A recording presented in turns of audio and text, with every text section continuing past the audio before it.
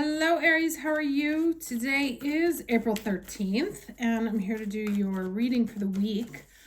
So this is the last week of Aries season, which I think is fine because this one's been wild. We are on the other side of that big solar eclipse. There was an interesting Sun-Mercury conjunction, so you may have gotten some information this week that will help you move forward. The Sun moves into Taurus on the 19th, and then on the 20th, we have the Uranus-Jupiter conjunction, which I'm a little optimistic about. So there is not a lot of planetary activity this week. The moon is in Cancer this weekend, so, emotions can run high. And then I think it's Thursday or Friday, moon moves into Virgo, and so be ready to tackle that to-do list. Okay, let's just go ahead and jump in. And then, of course, my two favorite days are at the end of the month, April 24th, 25th, when Mercury goes direct, and then the April 30th, when Mars moves into Aries. And that is when you're going to feel that energy that you like. Now, the Sun will be in Taurus, so it's going to be a little bit slower moving, but I think that's okay. Sometimes Sun in Aries, Mars in Aries can be a bit much. So I'm more looking forward to the Mars in Aries transit than this Aries season. So let's go ahead and get the overall energy for the Aries watching this video. Week of, all right. Okay, tick-tock, right? So certainly conscious of time. Let me go ahead and read this for you. I'm going to read it straight up because I'm using it for different purposes. Okay, so it says, timelessness, divine timing, immeasurable time. When humans created time, everything changed and contracted. People have come to look at life in a linear way, imagining that the past is behind them and the future is ahead of them. But what if that isn't true at all? What if everything, creativity, beauty, chaos, and order were happening now in a glorious timelessness, which is very Piscean, that sentence there. You have all the time in the world to co-create the life you desire. So release your agenda. Let go of your need to shape every moment to your expectation, knowing that what is yours will never be withheld from you. And this sentiment has been coming up again and again and again and again. And that is really it's a thought that brings us peace, right? Because we can be in a hurry of like, oh, well, I have to do this because I need to do that, and then this won't come, or I don't like we live, especially Aries, we live with the pressure of missed opportunities every day. Like we're afraid that if we don't hurry, we're going to miss something. Or if things aren't moving, then we're going to miss something.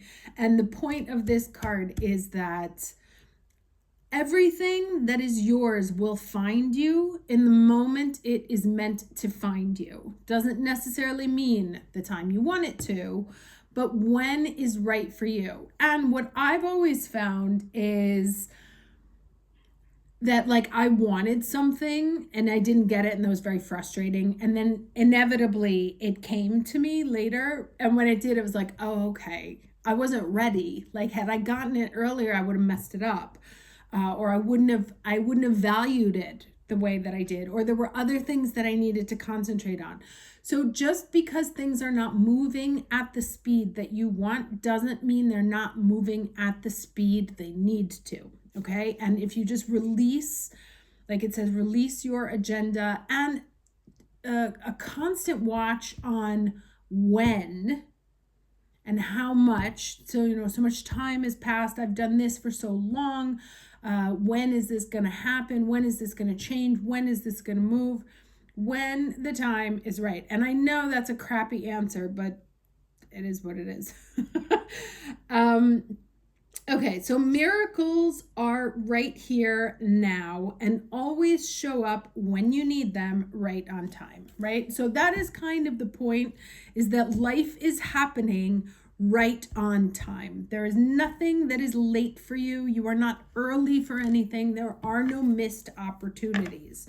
And with that, Eight of Swords, with that peace of mind, try and move through what's left of this Aries season, right? As you sort of reflect on the past and revise your thinking or revise your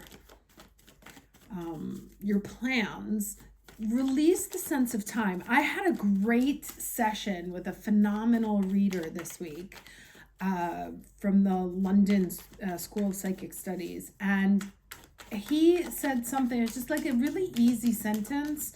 Wasn't, I was going to say it's not life-changing, but it was. And it was just like the way he said it made me change my whole perspective on how I need to work in the world. And it just took away a tremendous amount of anxiety. So, like I said, there should have been some form of information that came into you this past week with the moon and the Mercury conjunct, which is meant to alleviate that Eight of Swords energy and take the time pressure, right? If you know you're not late,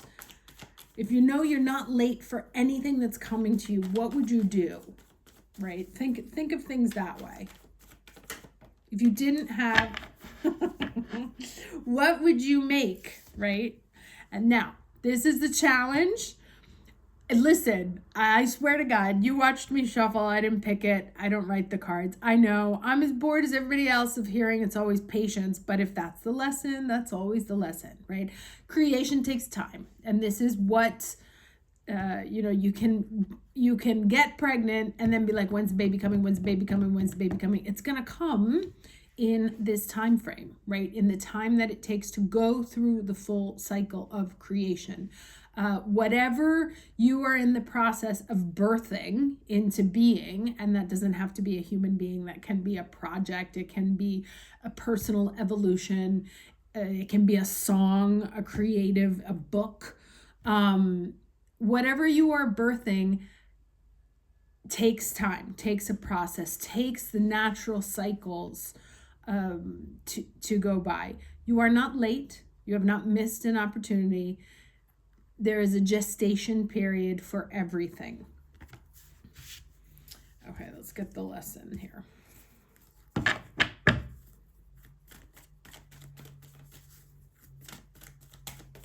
And the Seven of Pentacles is the classic waiting, right? Like watch pot never boils. Okay, so lesson here is forgiveness. And I'll read this, but I know it's about letting go, right? Detaching from things in the past, from things that you're holding on to, can be emotional. Let's go here.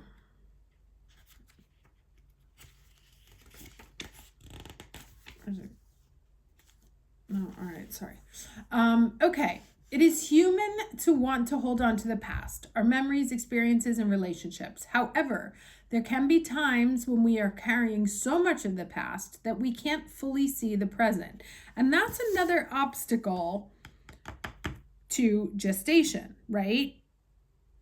Can't have a new baby if that's currently being occupied, right? Can't park the car if there's a car in the garage. So you need to create space in your life, energetically, physically, emotionally, spiritually, whatever, for whatever newness it is that you're trying to call in. And this pressure of time is also a releasing, right?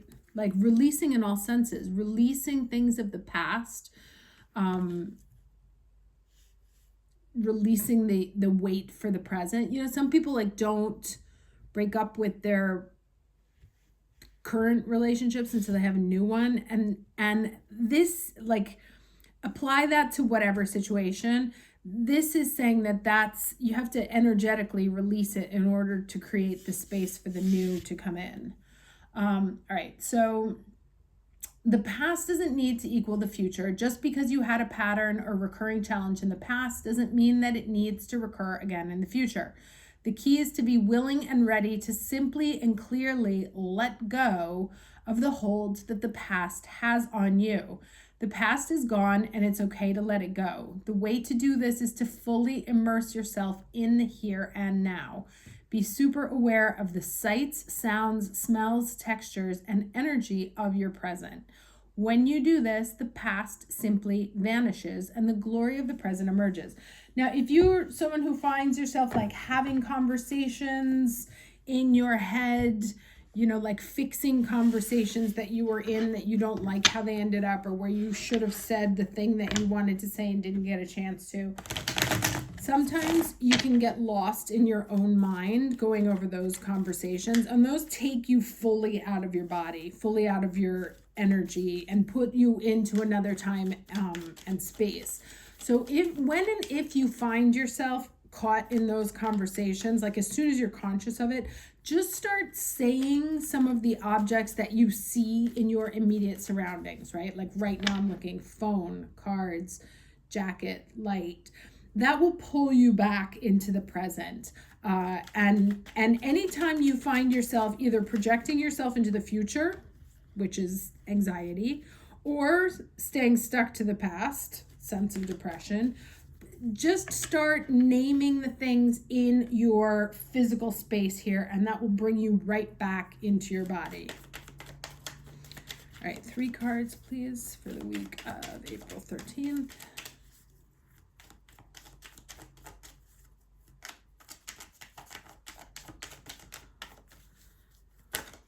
What do we have here? All right, very nice. So we have the Chariot and the 4 of Swords, which is funny because these are opposing energies, right? And it's kind of what I said, is that like, even though it may feel like things are stagnant, right? Like you're in your life, because this is higher realms, this is earthly realms. So while you're like, I'm sitting here, I'm waiting, I'm thinking, I'm reflecting, I'm kind of bored of it because, you know, 4 of Cups is part of this suit. But so is the Emperor. Let's remember that there is, in the waiting and the thinking and the strategizing and the consideration, that is also Emperor energy. So you feel stuck in reflection mode, but this is telling you that it's actually like almost ready to go. This is ready to move forward, ready to travel, ready to, like, the Chariot can't leave for battle until it's fully stocked, locked, and loaded, right? And so again, while it feels like you've taken this period to consider the past and figure out how you want to change, and now on an energetic, spiritual, higher level, things are getting ready to move. Let's see what else here. Okay, the Moon. So interesting that we have in this, so first of all, 2 major arcana cards, and this 7 coming up here, right, which talks about the Moon and which talks about patience and process. And so we have this. Now, the Moon is about things being revealed, things needing to be revealed. It's about cycles. It's about time and tide, right? Waits for no man. I still want to get one more card, but it's all about like there's a heavy sense of time, like when is this gonna happen? Is kind of like what the cards are yelling at me, and like I can see you being like, when is this gonna happen? And the 8 of Swords came out as well. Like I said, there's some sort of illumination, right? And if it didn't happen at the eclipse, if it didn't happen at this Mercury-Sun conjunction, it's going to happen when Mercury goes direct. That, and Mercury goes direct before Mars moves into Aries. Now, I've been saying that when Mars moves into Aries, the energy is going to shift dramatically. And when... yeah, see, the 8 keeps coming up here. And it's interesting, the 4 and the 8, it's like you're kind of thinking yourself into stagnancy because you're worried about when things are going to happen. But what they're saying on a higher level is that things are moving. There are cycles, right? And that there's still stuff to be revealed. So you don't know everything yet, So like I said, big change in energy when Mars moves into Aries. The biggest change is going to be when Mars in Aries conjunct the North Node in Aries. That is really like destination or destiny unfolding before your eyes. And that is, I believe, in early May. So we're all so very close. But again, as long as you're stuck in the past, nothing can move forward. So if you're like, when, you know, and I'm not saying this is any of you, but this is just for allegory, you know, to like get an example. I have a boyfriend that I don't like, and I'm like, okay, I'm ready for another boyfriend. When is he gonna come? And it's like, well, have you gotten rid of the old one? Have you emotionally prepared and opened yourself, cleaned yourself of that one, and readied yourself for the new one? No. Well, then that's the process, right? There's a process that's involved in new things coming in. Where are you on the process timeline? Or if it's like just found out you got pregnant, when's this baby coming? When's this baby coming? When's this baby coming? Well, it's pretty mathematical, you know? So there may be things where it's like the change has already happened and you're just waiting for it to like enter into your life, or to become manifest, but you know on some level that it's happened, right? Like when you find out that you're pregnant, you know you're pregnant, you see it, feel it, but the baby's not there, right? You still have to wait for it to happen. And so that's kind of where we are. Like we're in the middle of a gestational period. We're definitely getting tired of thinking and waiting, like trying to figure things out. At a higher level, things are definitely moving forward. We are being asked to release our anxiety over time. When, with the piece of nothing that's yours will be withheld from you, and the understanding that there is still something that you need to know. Now, again, you may have heard it already. If not, in which case you're like, oh, okay. And that's giving you some new light, some new information on what needs to be prepared to fully get this chariot loaded. Otherwise, it's going to come as soon as you release a hold that you have on something from the past. All right, let's see what this says. The wishbone affirmation. I think this came up maybe for my members. But this is the second time I've seen this card during this Mercury retrograde period. So it says, this card marks new life. Whether it comes in the form of a long-awaited baby, that is so funny, a new venture, or a great change for the better, it signals the perfect time to birth new ideas and restart projects that have been stuck in the pipeline. This is a very fertile time for you, so get your creative juices flowing and focus on all you would like to bring about. Keep your thoughts positive and see the best in and for yourself. To ensure the magic of the wishbone blesses your hopes for a new life, say daily affirmations for all that you wish for and all you desire to be, right? Like pronounce it into being.